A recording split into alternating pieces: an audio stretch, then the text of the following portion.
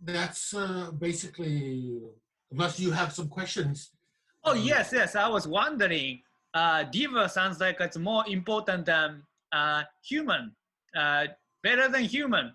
But, I heard it's not necessarily true. So please tell us, is a diva better than human? Well, divas are basically living in paradise. And it's a very interesting story, is that the diva are higher along the realms. They're closest to Buddhahood, closer than humans. But apparently, once you get to the diva paradise, life is bliss. Life is just wonderful. It's a big party. And once you're there having so much fun, you forget the lesson of suffering. And you use up all of your good karma. And so then you fall back down the wheel. And then you have to build yourself up again. But in the human realm, we don't live in a perfect paradise. We still suffer. And so we don't forget the lesson of suffering. And so it's easier for us, according to this philosophy, for us to leapfrog over the diva realm into the realm of four enlightened realms. And so in that sense, the human realm is the perfect realm to be in of the six realms of karmic rebirth.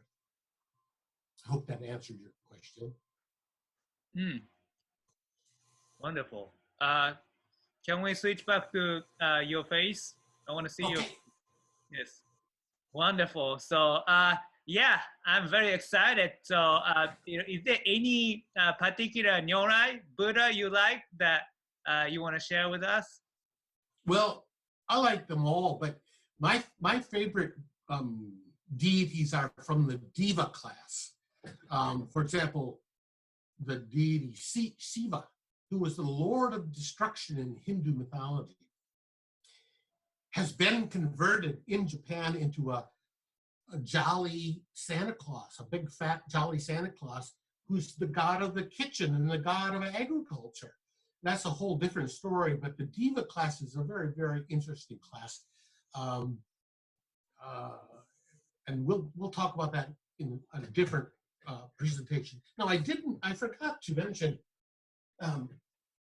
I forgot to show my statues, but we don't necessarily need to do this. But again, the bump of knowledge, third eye, elongated ears, and we often see as well that the Buddhas, again, a bump of knowledge, third eye, elongated ears. Generally, they sit on a lotus throne. And the lotus is very special importance in the Buddhist world, for it represents beauty growing from filth, because the lotus plant grows in the mud at the bottom of the river, but then it grows into a beautiful, beautiful flower. And that also symbolizes the work that we have to do as Buddhist practitioners, that we have to struggle in a muddy, dirty, material world in order for us to flower into Buddhahood. So that's why often you see that the Buddhist statues are more than often sitting atop or standing atop a lotus throne.